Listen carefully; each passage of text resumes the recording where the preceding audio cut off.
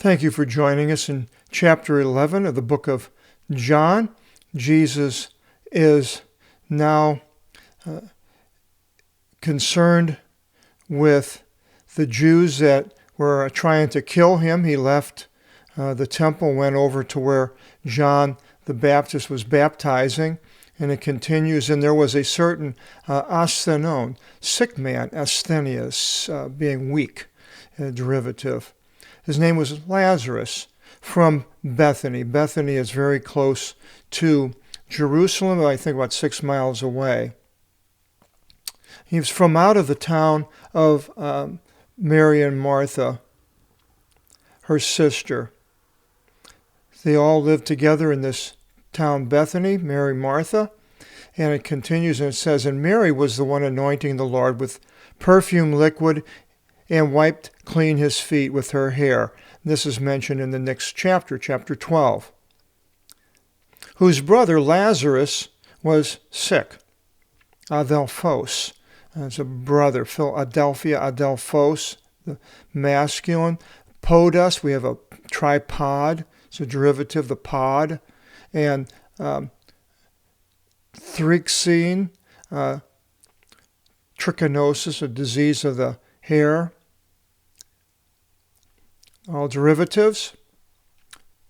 And it says the sisters, the Adelphae, now I see different than Adelphos, is the masculine. Here is the feminine. The sisters sent to him, Jesus, saying, O Lord, behold, whom you are fond of is sick. And hearing acoustics is derivative, Jesus said, well, this asthenia is not unto death, thanaton, but for the glory of God, that the Son of God should be glorified through it. So there is a purpose. Everything that happens on this earth, it has a purpose, God's purpose. And his purpose here was that Jesus would be glorified. People would see this miracle that's going to happen, and they would know that he's the Son of God and we could come to God through him. And it says, Jesus loved Martha, agape. We have agape as the derivative. He loved Martha and her sister, Mary, and Lazarus. When then as he heard that he is astheni, sick, then indeed he stayed in the place where he was, 2 imeras. Topography is a derivative, 2 duo days. He stayed there where he was at over by the Jordan. And thereupon, after this, he says to the disciples, we should lead unto Judea again. So it took him a couple of days, because I mentioned he was in the grave for 4 days, Lazarus.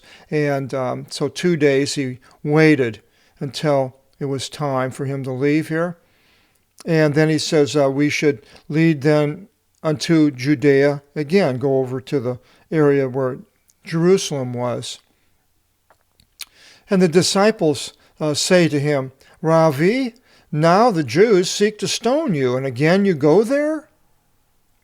Now this is on the way to the final journey to Jerusalem, because he'll be crucified at the end of this chapter. And this is, from now on, it's all a matter of a short period of time, maybe a couple of months from here to the end of the book, rather, not the chapter.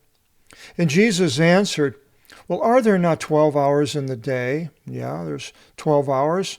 Dodeca, duo is a shortened do for duo, and deca is 10, a decade. Ore, hour, is a derivative. If anyone should walk in the day, he shall not stumble, for the light of the world he sees. He's talking about himself. But if anyone should walk in the night, he stumbles, for the light is not in him. Jesus has the light of this world, and he has no problem in going wherever he wants. He's not going to stumble. People are going to come to him. But if he was doing not God, walking on earth in the flesh, then the people, then he would be walking in darkness. It'd be a lie, and people would stumble. But that wasn't the case, as we'll see. He proves it to them. And these things he said, and after this he says to them, Lazarus, our friend, Philos, remember I said Philadelphia, the first part is a Philos. It comes from that, it's a friend. And then Philadelphia is a city of friendly love, friendship. Brotherly love or friendship. Lazarus, our friend, has went to sleep. That's what Jesus called it. But I shall go that I should wake him up. So Jesus knew what he was going to do before he ever started out. Then his disciples said then, O Lord, if he has went to sleep, he will be preserved. There's a sothesete. So it's used for saved in many places in the King James, or most places, but the Apostolic Bible I generally use delivered, but in here it's preserved. He's going to be preserved from final death. But it hasn't anything to do with his salvation as such by using the word saved. But Jesus had spoken concerning his death. But they thought that concerning the resting of sleep he spoke of. Hypnu, we have hypnotic, is a derivative. Then therefore Jesus said to them in an open manner, Well, Lazarus died. And I rejoice because of you that you should believe. For I was not there, but we should lead on to him. Well, he's rejoicing because he knows what's going to happen, and it's for their sake. It was a plan by the Lord, by God, the Father. So he says we should lead on to him. When then said Thomas, this is doubting Thomas, who later questioned the disciples, saying that they saw the Lord risen in the room where he wasn't there, when he wasn't there. And he said unless he saw the holes in his finger and put his hand in his side, he wouldn't believe. This is the doubting Thomas. That's what they call him in history. And then said Thomas, the one being called Didymus, a twin, to the fellow disciples, well, we should lead on also ourselves, that we should die with him. It's like, sarcastically saying that, yeah, well, we should go and we're going to be dying too. Well, having come then, Jesus found him 4 days already, having been in the sepulchre. Well, they didn't find him, but he found out that this is what happened, where he's at. He's now dead 4 days in the sepulchre. And Bethany was near Jerusalem, about 15 stadiums. Stadion, decapente. The deca is 10 and pente is 5. Pentagon, the 5-sided building in Washington, D.C., and decade, it's 15. A stadion is a derivative of stadium. It's a certain measurement. I think it would be less than a mile. And many from out of the Jews, a polygraph, many, had come to the ones around Mary and Martha, so as to console them concerning their brother. Many from out of the Jews. Now the Jews were people that were, way it sounds here, that they were not believers in Jesus, but they were apparently friends of Mary and Martha, and they had come, but we're not exactly sure about exactly how these people, but it sort of, John lumps them all into the word Jews. Then Martha is the one when originally Jesus came, and she was the one doing all the work, and Mary was at the feet of Jesus listening, but she complained about that to Jesus, but Jesus said that Mary had chosen the greater thing.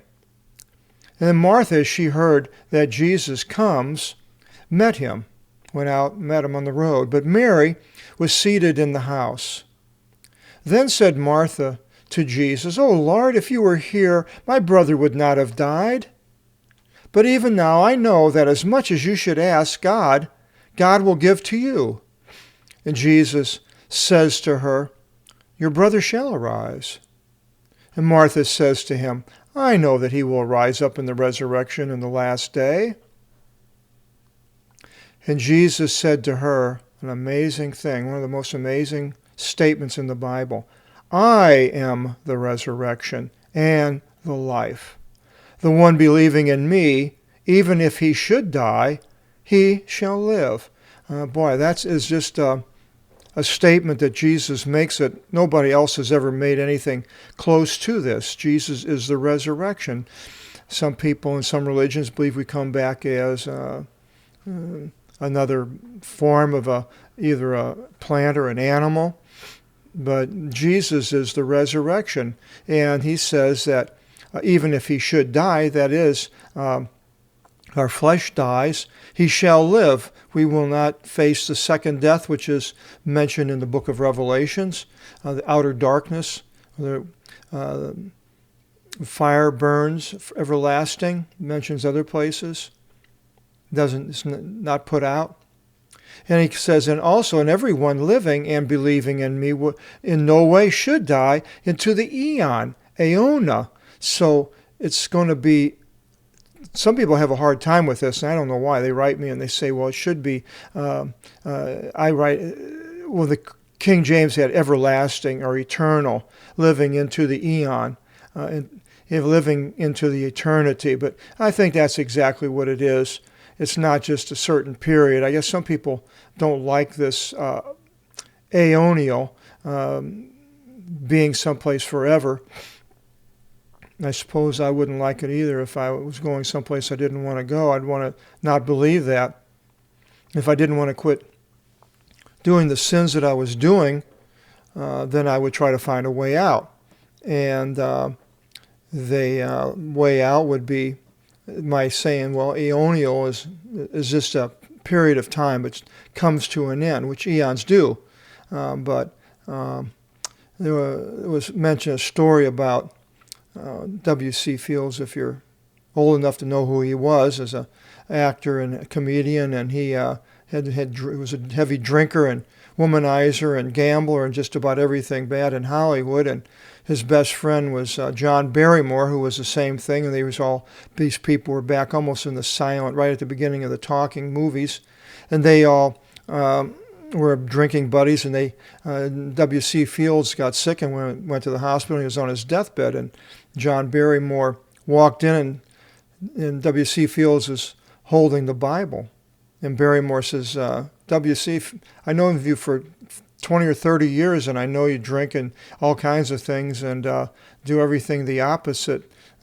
What's the deal? How come you're reading the Bible? And W.C. Fields has said, supposedly true, I'm just looking for loopholes. So looking for loopholes, people that don't want to be eternal, live forever, then they find other things. And then he says, do you believe this? And Martha says to him, yes, O Lord, I believe that you are the Christ, the Son of God, the one coming into the world. She doesn't really answer the question of believing this. She says what she does believe, that he is the Christ, Son of God. And these things having said, she went forth and called Mary, her sister, in private, having said, the didaskalos, and didactics is teaching. The teacher is at hand, and he calls you. And that one, as she heard, rises quickly and comes to him, runs out the door and down the road and up to where Jesus was. But not yet was Jesus come into the town, but was in the place where Martha met him.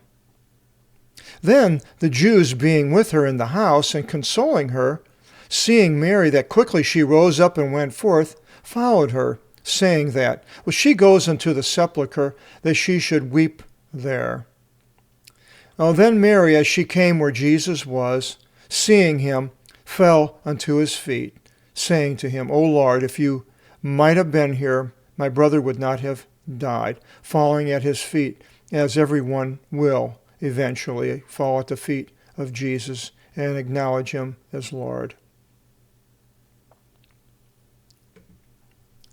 Then Jesus then, as he beheld her weeping, and the Jews coming with her weeping, was deeply moved in the pneumati, spirit, pneumatics, derivative, and troubled himself. And he said, where have you placed him? And they say to him, O Lord, come and see.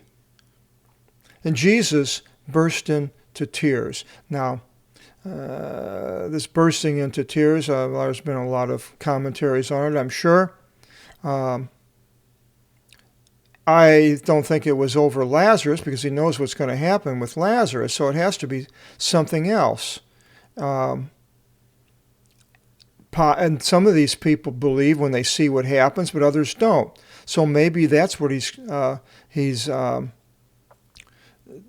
unhappy about because of the people and belief, their unbelief. And it says, but some from out of them said, seeing this is the unbelief, was not this one able, opening the eyes of the blind, to execute that also this one should not have died? And Jesus then again, deeply moved in himself, comes unto the sepulchre. And it was a cave. Speleon, speleology is a study of caves. And a stone, lithos, lithography is writing on a hard surface. A stone was pressed against it. It's a fairly large stone apparently. And Jesus says, lift the stone. And Martha, the sister of the one having died, says to him, O Lord, already he reeks, for it's the fourth day. Putrefaction. This is what she's talking about, the fourth day. He's dead, and the body's laying there.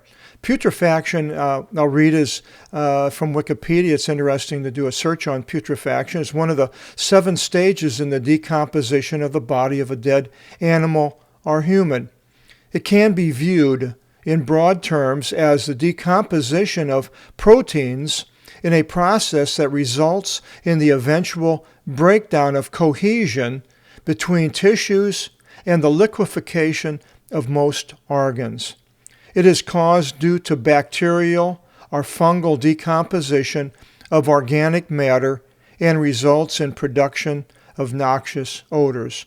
Eventually, all the flesh will be eaten away, and the fingernails will fall off, and bones will be left. So already this putrefaction has taken place, and as we'll probably get talking about here, the gas, the noxious odor that it mentions, he reeks.